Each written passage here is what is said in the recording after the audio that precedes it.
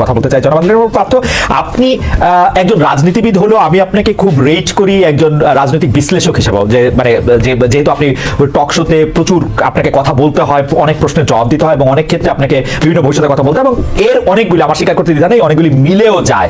আমি এই জন্য আপনাকে একটু একটু একটু ফরওয়ার্ড লুকিং প্রশ্ন করতে চাই যে গত কয়েক বছর ধরে জনাব তারেক রহমানই আসলে বিএনপির হাল ধরে আছেন। বেগম খালেদা জিয়া চিকিৎসার জন্য লন্ডন গেলেন, শেখ হাসিনা জনরোষে বাংলাদেশ থেকে বিতাড়নটা আপনি আসলে কিভাবে দেখছেন? নতুন নেতৃত্বে নতুন রাজনীতির সূচনা কি হতে চলেছে? বিশেষ করে 90-এর পর যদি আমরা আওয়ামী লীগ ও বিএনপির শাসনকাল যদি বিশ্লেষণ করি, সরকারে বা ক্ষমতায় এলে মানে এটা একটা এই প্রশ্ন বারবার হচ্ছে যে তারা যে গণতান্ত্রিক থাকবেন, কর্তৃত্ববাদী হবেন না, সেরকম কি মনে হচ্ছে? মানে এই নেতৃত্বে যারা আছেন, এটা তো অবশ্যই ঠিক, জনাব তারেক রহমানই আসলে 20-22 বছর ধরে অন্ততপক্ষে দলের ডেপুটির হালটি ধরে আছেন, কিন্তু মানে এই নেতৃত্বের ক্ষেত্রে কোনো পরিবর্তন আসছে? ব্যক্তি মানুষ না, আদর্শের দৃষ্টিভঙ্গির আপনি কিভাবে দেখছেন? একটু আপনাকে ধন্যবাদ খালেদ, আপনি তো অনেক ওয়াইড একটা প্রশ্ন করেছেন আমাকে। আমি একটু ব্যাকগ্রাউন্ডে যাব। দেখুন, আপনি সমষ্টিগতভাবে যদি বাংলাদেশের রাজনীতির অবস্থা দেখেন, গত 17 বছরে যে একটা ভীতির সংস্কার, ভীতির একটা সংস্কৃতি আমাদের রাজনীতিতে ছিল, যার কারণে 17 বছর কিংবা 20 বছরে ভালো মানুষগুলি রাজনীতি থেকে দূরে সরে যায়।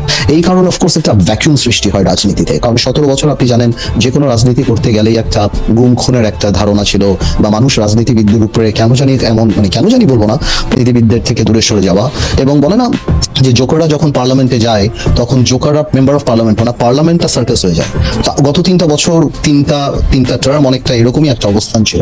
তো এই কারণে, আর তারেক রহমান সাহেবকে নিয়ে আপনি যে কথা বলেন, উনি গত 10, 12, 15 বছরে যেভাবে বিএনপিকে বিদেশে বসে যেভাবে নেতৃত্ব দিয়েছেন এবং নিচ থেকে ওপর পর্যন্ত, সত্যি কথা বলতে উনি আওয়ামী লীগের মাথা খারাপ করে দিয়েছেন। যে বাইরে থেকে সাংগঠনিকভাবে ওনার যে নেতৃত্ব ছিল, ন্যাচুরালি বিএনপি ভাঙতে পারেনি, বিএনপি পথচ্যুত হয়নি বা অন্যদিকে যায়নি। তো সেই ক্ষেত্রে দলের মধ্যে এবং আমি মনে করি সারা বাংলাদেশে ওনার একটা আলাদা গ্রহণযোগ্যতা আসছে। এখন বিএনপি সামনের দিকে যদি ক্ষমতায় আসে, তাহলে বিএনপি কি করবে সেটা সমষ্টিগতভাবে বিএনপি মানসিকতার উপরে। বিকজ আপনার ডেমোক্রেসি তো অ্যাকচুয়ালি ইজ আ মাইন্ডসেট। আপনি আপনার বিরুদ্ধের কথাকে সুযোগ দিলে ডেমোক্রেসি থাকবে, আর সুযোগ যদি আপনি না দেন তাহলে ডেমোক্রেসি থাকবে না। তো এটা সম্পূর্ণরূপে একটা মাইন্ডসেটের ব্যাপার। এখন বিএনপি যদি ওনার কর্মকাণ্ডে বা বিএনপির কর্মকাণ্ডে যদি সেই রিসিপিয়েন্ট বা ওই রিসিভিং এন্ডে থাকতে পারে বা ওই মানসিকতা থাকতে পারে, এবং এই 17 বছর এত কিছু দেখার পরে যে আপনার রাষ্ট্র পরিচালনায় ব্যর্থতা বা পতন, বা যেটা পতন বলবো না, আওয়ামী লীগের তো, যেটা আমি আপনাকে আনঅফিসিয়ালি বলেছি যে আওয়ামী লীগ এমন একটা রাজনৈতিক দল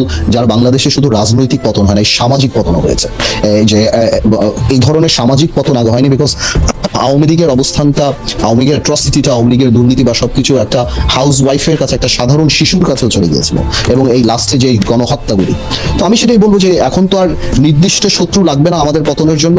আমরা যদি আওয়ামী লীগ থেকে শিক্ষা না নেই, আমরা যদি ডেমোক্রেসি প্র্যাকটিস না করি, তাহলে অদৃশ্য শত্রু আমাদেরকে, আমি বলতে পারবো না, এটা এর উপর নির্ভর করবে। আজকে পর্যন্ত আমি আমার জায়গা থেকে বিএনপির সাথে যতখানি কথা বলেছি, যতখানি রাজনীতি করছি, আমি যথেষ্ট অ্যাকোমোডেটেড। এবং আপনি যদি ইদানিংও দেখেন, বিএনপির 31 দফা থেকে আরম্ভ করে অন্য সবকিছু, বিএনপি আমাদের সবার সাথেই কথা বলছে, সবার কাছ থেকে ড্রাফট নিচ্ছে, সবার কাছ থেকে উপদেশ নিচ্ছে, তারপর ওনারা এটা বাস্তবে আসছে। তো আমি যথেষ্ট অ্যাকোমোডেটিভ নেচার বিএনপির দেখতে পাচ্ছি। সো ইনশাল্লাহ আমি প্রোগ্রেসিভ থিঙ্কিং, আমি মনে করি আর খারাপ কি হবে, ইনশাল্লাহ ভালোই হবে।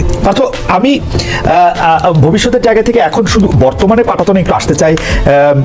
আপনি জানেন যে 24-এ ছাত্ররা রাজনীতির গতিপথ, মানে ছাত্রদের নেতৃত্বে রাজনীতির গতিপথ যেভাবে পাল্টে গেছে বা পাল্টে দিয়েছে ছাত্ররা, সেখানে আপনারা যারা 53 বছরের বাংলাদেশ রাজনীতির দ্বিতীয় বা তৃতীয় প্রজন্ম, মানে আপনাকে যদি আমি বলি, তাদের রাজনৈতিক প্রাসঙ্গিকতা বা রাজনীতিটা কি আগের মতো আর আছে? আপনারা কি নতুন করে কোনো কিছু ভাবছেন? আপনি নতুন করে কিছু ভাবছেন কিনা? মানে আমি আপনারা, এটা অনারিফিক প্লুরাল পার্থ। তো কারণ হচ্ছে যে অনেক ক্ষেত্রে আমরা এক ধরনের ক্যান্সেল কালচার দেখতে পাচ্ছি। মনে হচ্ছে যে আগের কিছু জিনিস, সেই ক্ষেত্রে আপনি নিজেকে কোথায় দেখতে পান পার্থ? খালেদ, আপনার কথাগুলি অনেকখানি ভেঙে গিয়েছে, বাট তারপরও আমি যতখানি ধরতে পেরেছি আপনার কথাগুলি, your voice is breaking down, so আমি তারপরও যতখানি বুঝতে পারছি। আমি আবার বলবো, আপনি একটু আরেকবার যদি বলেন। পার্থ, আমরা যেটি দেখতে পাচ্ছি সেটি হচ্ছে যে 24-এ ছাত্ররা রাজনীতির গতিপথ যেভাবে পাল্টে দিয়েছে, বা তাদের নেতৃত্বে রাজনীতির গতিপথ যেভাবে পাল্টে গিয়েছে, সেই ক্ষেত্রে আপনি রাজনীতির দ্বিতীয় প্রজন্ম হিসাবে নিজের প্রাসঙ্গিকতা ধরে রাখতে আপনাকে কোনো পরিবর্তন, বিশেষ করে আমরা দেখতে পাচ্ছি যে একটা ক্যান্সেল কালচার আমরা স্পষ্ট দেখতে পাচ্ছি একে বাতিল করে দেয়, একে বাদ করে দেয়, একে ক্যান্সেল করে দেওয়া, এবং সেটা আবার খুব গর্ব করে বলা। আপনি সেটাকে কিভাবে দেখেন ব্যারিস্টার পার্থ? আমি যতটুকু ধরতে পেরেছি, বিকজ আপনার কথা ভেঙে যাচ্ছিল, বাট আমি একটা কথা বলি, ছাত্ররা রাজনৈতিক পথ পরিবর্তন করেনি, রাজনীতির কালচার পরিবর্তন করেনি। ছাত্রদের নেতৃত্বে একটা বড় ফাউন্ডেশন যেটা আগে ছিল সেটার উপরে ছাত্ররা নেতৃত্ব দিয়ে একটা সরকার, স্বৈরাচার সরকারকে পতন করিয়েছে। এটা বাংলাদেশের রাজনৈতিক কালচারকে আপনি কোনোভাবেও কোনো কলমের খোঁচা দিয়ে পরিবর্তন করতে পারবেন না, কোনো আইন, কোনো সংস্কার করে পরিবর্তন করতে পারবেন না, যদি আমরা মানসিকভাবে বাংলাদেশের কালচারকে রাজনৈতিক কালচারকে পরিবর্তন না করতে চাই। আপনি যত সংস্কার করেন, যাই করেন, যারাই ক্ষমতা আসবে তারা যদি অ্যাবিউজ করতে চায় ওনারা অ্যাবিউজ করবেন, আর মানসিকতায় যদি অ্যাবিউজ না থাকে তাহলে এই অ্যাবিউজ হবে না। সুতরাং অনেকেই মনে করে হ্যাঁ সংস্কারকে আমরা ওয়েলকাম জানিয়েছি, এখনো জানাই। আর আপনি যদি আমাদের কথা বলার চেষ্টা করেন, আমাদের রাজনৈতিক মোটো বা আমার বাংলাদেশ জাতীয় পার্টি বিজেপিতে আমি যেই দলের চেয়ারম্যান, আমাদের মোটোটা সম্পূর্ণ ডিফারেন্ট। আমি আমার জায়গা থেকে, আমার স্বল্প পরিসরে যেখানে আমি কাজ করি, আমি বলছি যে ভালো রাজনীতি আনতে হলে ভালো রাজনৈতিক মানুষ